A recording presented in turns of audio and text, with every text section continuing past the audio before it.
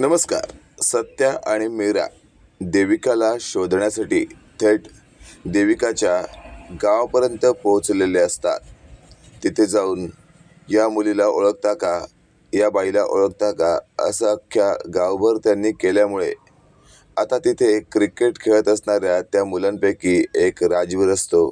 त्याने सत्या आणि मीराला घरी नेलेलं असतं. तिथे आता आतमधून देविकाने दारात सत्या आणि मीराला पाहिलेलं असतं. देविका स्वतःशी बोलत असते, या सत्याला उगाचच चांबार चौकशा करण्याची फालतू सवय आहे. काय गरज काय होती माझ्या या घरात यायची?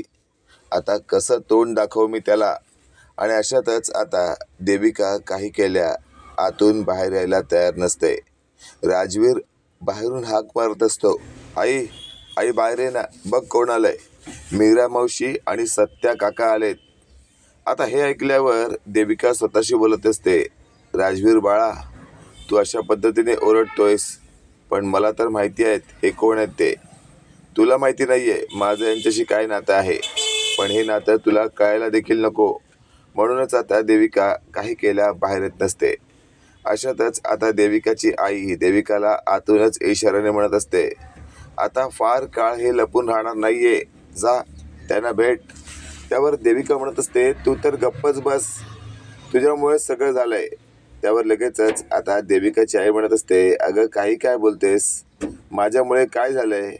त्यावर देविका म्हणत असते, तुला काय गरज होती त्या मीराला मुंबईमध्ये भेटायची आणि सगळं काही सांगायची?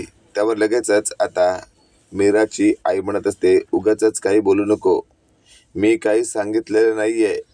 त्या मीराने सगळं खोदून खोदून विचारलं, त्यावेळी मला न्यायालयास्तव थोडीफार तिला हिंट द्यावी लागली. पण लक्षात ठेव, हे सगळं आपण जे काही करतोय ते चुकीचं आहे. आपल्याला मीराला सगळं काही सत्य सांगायलाच हवं. त्यावर देविका म्हणत असते, नाही नाही, मी तुला आधीच सांगते, एक तर मी इतक्या वर्षांनी तुमच्या जवळ आली आहे आणि परत तुम्हाला असं वाटत असेल की मी एकटीने राहावं तर झक मारा, काय करायचं ते करा. आणि अशातच आता देविकाच्या आईच्या लक्षात आलेलं असतं की आता काही केल्या देविका बाहेर जाणार नाही. आणि तेवढ्यात देविकाची आई बाहेर येते आणि समोर असलेल्या मीरा आणि सत्याला हात जोडून म्हणत असते, या या बसा, चहा घ्या, पाणी घ्या. सगळं काही देवीच्या आईने दिल्यानंतर आता मीरा म्हणत असते, मावशी तुम्ही इथे राहता? त्यावर लगेचच आता देविकाची आई म्हणत असते, हो. तेवढ्यात मीराने देविकाच्या आईला देविकाचाच फोटो दाखवत म्हटलेलं असतं, मावशी या बाईला तुम्ही ओळखता का? त्यावर आता देविकाची आई मनातल्या मनात घाबरलेली असते की ही तर माझीच मुलगी आहे, पण हिला मी नाही तरी कसं म्हणू. तेवढ्यात देविकाचा मुलगा समोर येत असतो. त्यावेळेला मीरा त्या मुलाला फोटो दाखवणार असते, पण तेवढ्यात देविकाने इशाऱ्याने राजवीरला आत बोलावून घेतलेलं असतं. राजवीर हळूच आत जातो. देविका म्हणत असते, हे बघ, ती मीरा मावशी आणि सत्या काका जाईपर्यंत तू इथून कुठेही जायचं नाही. त्यावर राजवीर म्हणत असतो, का आई, जाऊ दे ना मला क्रिकेट खेळायला, माझे मित्र माझी वाट बघत असतील. त्यावर आता देविकाचाही न्यायलाच होतो आणि शेवटी देविकाने राजवीरला जा असं म्हटलेलं असतं. राजवीर त्याच्या मित्रांबरोबर क्रिकेट खेळण्यासाठी तिथून निघून जातो. अशातच आता शेवटी मीरा आणि सत्याला कळून चुकलेलं असतं की आता आपल्याला लवकरात लवकर इथून बाहेर पडलं पाहिजे आणि देविकाला इकडे तिकडे शोधलं पाहिजे. बरंच शोधल्यानंतरही देविका सापडत नसल्यामुळे थेट आता हे दोघंही घरी जातात. नंतर देविकाची आई देविकाला म्हणत असते, का का असं वागतेस तू? तुझ्या सासरची सगळी देव माणसं आहेत इथे आलेले, सत्या आणि मीरा किती काळजीपोटी तुझं सगळं काही विचारत होते, पण मला त्यांना सांगता आलं नाही की देविकाची आई मीच आहे म्हणून. त्यावर आता देविका म्हणत असते, काय गरज होती तुला एवढी तू आई असल्यास सांगण्याची?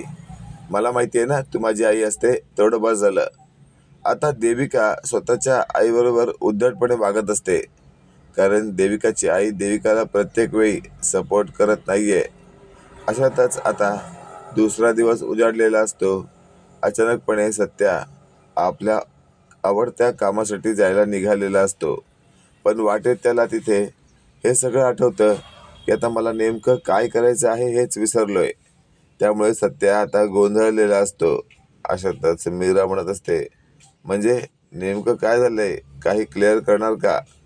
पण सत्याला मात्र काय आणि कसं क्लिअर करावं हेच कळत नाही.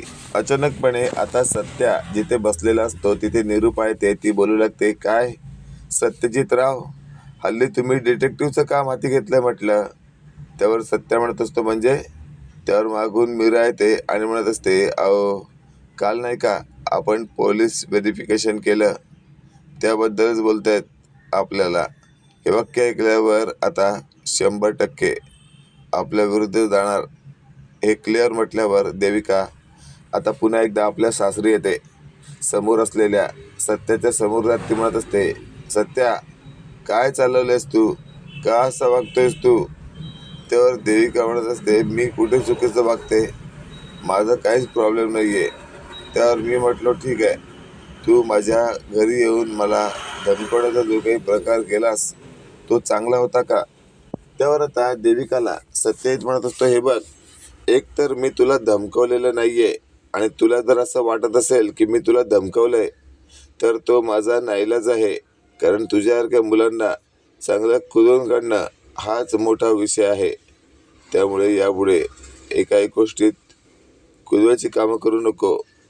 अशातच आता पंकज म्हणत असतो, ठीक आहे, मला कळून चुकलंय का असा वागतोय तो. त्यावर त्याच्या व्यक्तीने पंकजसमोर सगळं सामान धरलेलं असतं आणि पंकजला वाटलेलं असतं, चल तुझ्या घरी सगळं काही सांगितलंय.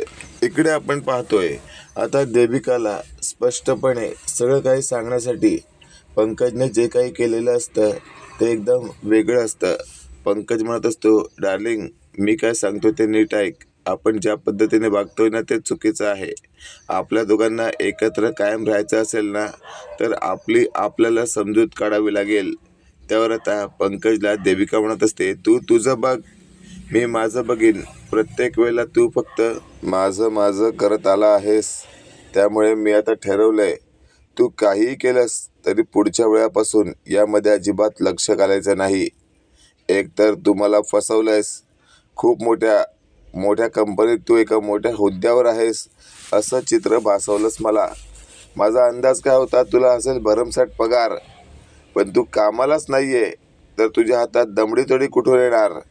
त्यावर पंकज म्हणत असतो, डार्लिंग, आपण जॉब पे नहीं जाएंगे तर अपने जैसे को जॉब पे रखेंगे. त्यावर देविका म्हणत असते, तुझी बोलायची पद्धत तुझ्याकडेच ठेव, कारण मी तुला चांगलं ओळखतो, तू त्या लायकीचा नाही आहेस. त्यावर लगेचच आता पंकज म्हणत असतो, बेबी, तू माझी लाज काढतेस का? त्यावर आता देविका म्हणत असते, नाही, ते चुकून झालं असेल, तुम्ही काहीतरी करा. मित्रांनो, इथे तर कन्फर्म आहे की पंकजला देविका अक्कल शिकवायला आली आहे, पण खरंच ते तिला पॉसिबल आहे का? कमेंट करून नक्की कळवा आणि असेच नवनवीन अपडेट पाहण्यासाठी व्हिडिओला लाईक आणि चॅनलला नक्की सबस्क्राईब करा. धन्यवाद.